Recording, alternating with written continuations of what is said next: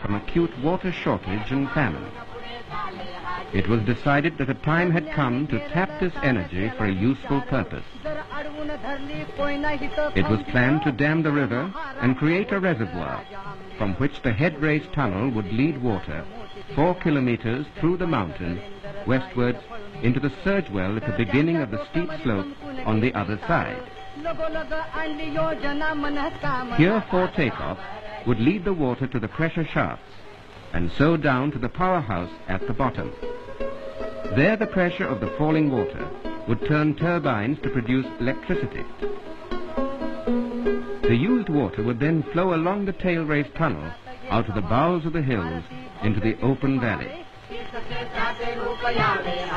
A striking feature of this project is that our engineers would turn the entire course of the river westward, resulting in maximum production of power.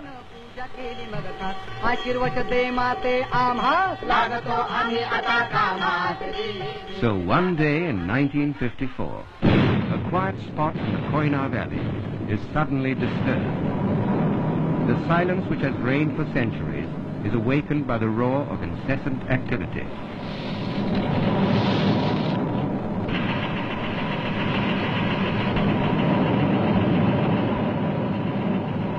Slowly, in the midst of the constant stir, the plans are taking shape. Sand, metal and stone are used in making concrete for the dam.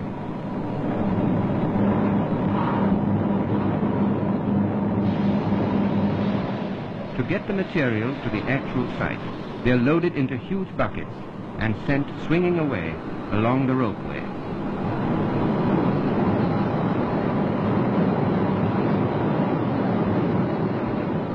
One of the special features of the dam is that it is going to be built of rubble concrete. This means that there will be large stones mixed with the cement concrete, so less cement will be used and more local material and labor.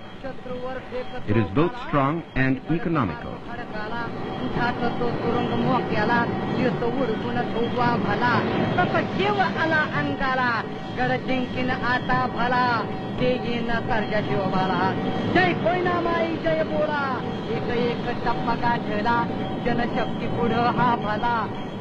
Block by block, the dam rises to an imposing height.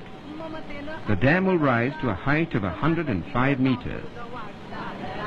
Behind the dam, water piles up in a reservoir that has submerged 80 villages.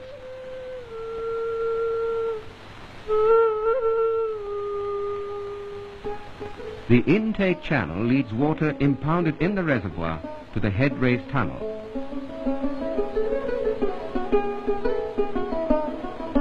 The gate of the intake tower can be used for letting in the flow of water or shutting of the flow completely.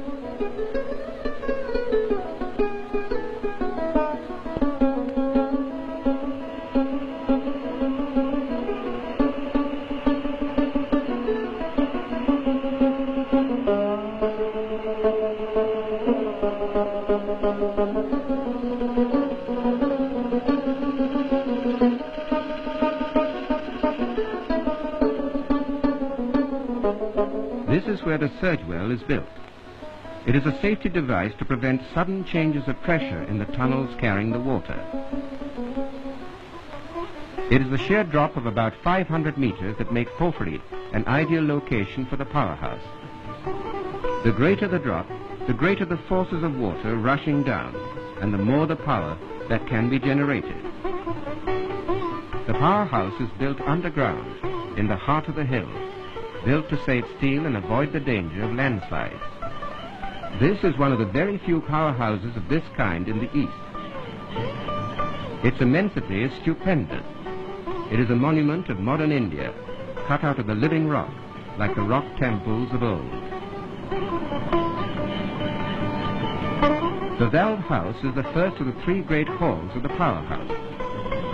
Each hall is about 200 meters long and 20 to 30 meters high. In the next hall, the machine hall, the generators are installed. The force of the water on the turbines below will set them rotating, and then 500,000 kilowatts of electricity will be generated. Power to meet the needs of the power-hungry city of Bombay and the expanding industries of South Maharashtra. To send power to where it is wanted, that is the function of the transmission lines which start from the open-air switchyard. It is 241 kilometers to Bombay. From there, 2 main lines will branch off, one to Bombay, the other to a distributing center for South Maharashtra.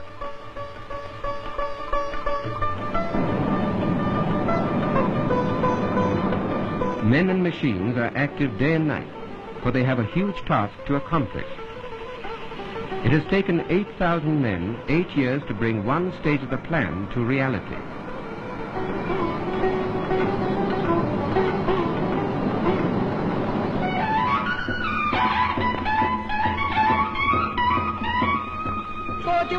The 16th of May, 1962. Sri Yashwantrao Chavan inaugurates the first generator.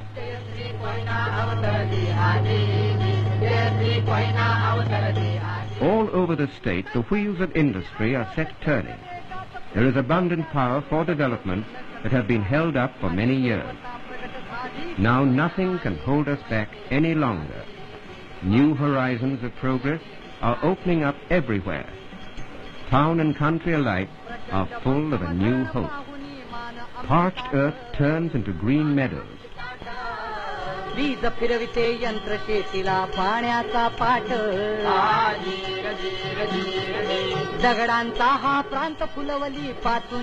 Koina has brought long sought for benefits to millions like the rehabilitated villagers of Kusawade.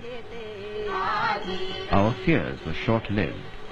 Our new life is a full and contented one. We now have many amenities. We get constant medical attention. There is a good school. We can see our children growing up bright and healthy. So when the new year comes, Gudi goes up. It is the traditional Maharashtrian symbol of welcome to the new year. This time, it welcomes a more significant year. Contentment and happiness have come to us. There is a promise of plenty and prosperity.